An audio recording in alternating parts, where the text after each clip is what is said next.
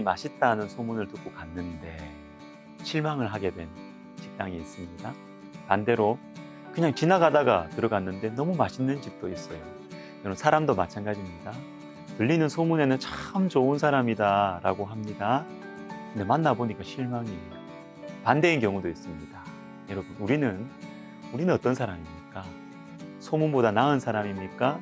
소문보다 못한 사람입니까?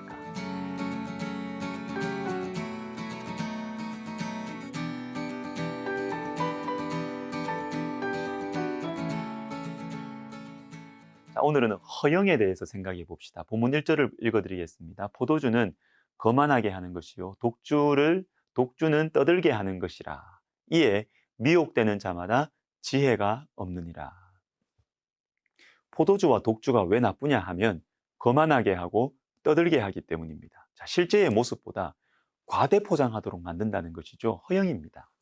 술을 먹을 때 이런 일이 일어나지만 술을 먹지 않아도 우리 안에는 허영에 대한 욕구가 우리 안에 많이 있습니다. 솔로몬의 아들 르호보암, 이 르호보암이 허영의 함정에 빠졌습니다. 왕이 되었을 때 백성들이 찾아와서 우리의 멍에를 가볍게 해달라고 요청했습니다. 이때 르호보암은 멍에를 더 무겁게 하겠다라고 대답하는데, 르호보암이 이렇게 대답하는데 이 결정적 영향을 미친 자기와 함께 자란 이 젊은 신하들의 논리가 이렇습니다. 자, 열왕기상 12장 10절과 11절입니다.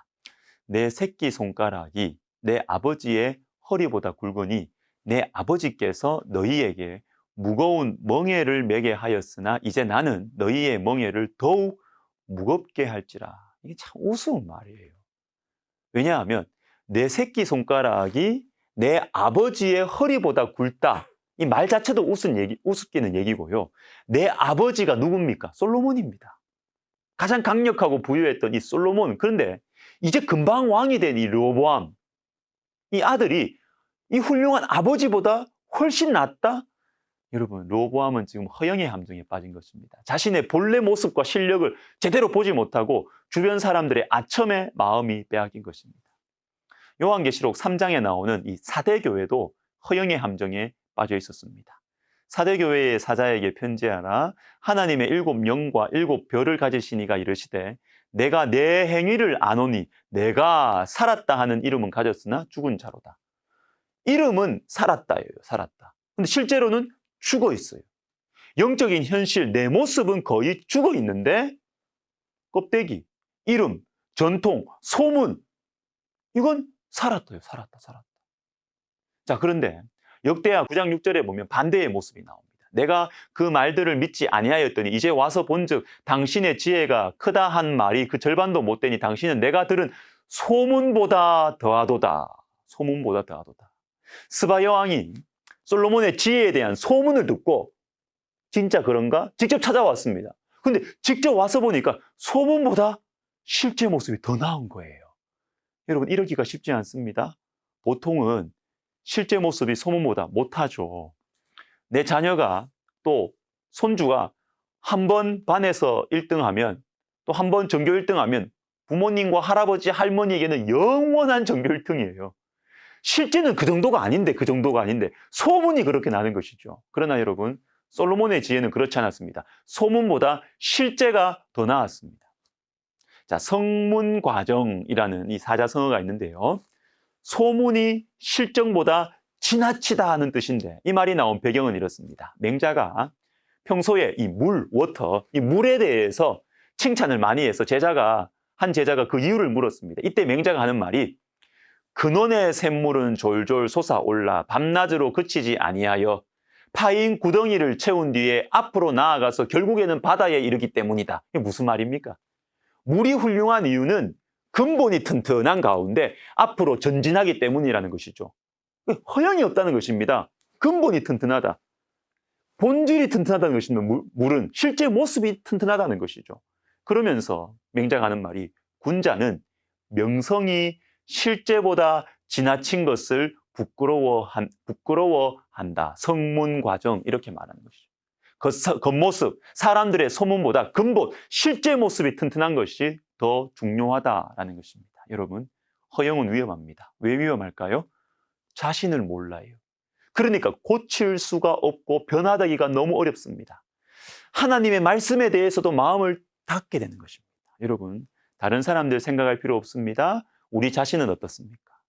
소문보다 실제가 낫습니까? 아니면 소문에는 막 훌륭하다고 하고 멀리 있는 사람들은 우리 보고 경건하다고 막 인격이 훌륭하다고 하는데 실제 우리의 모습은 어떻습니까?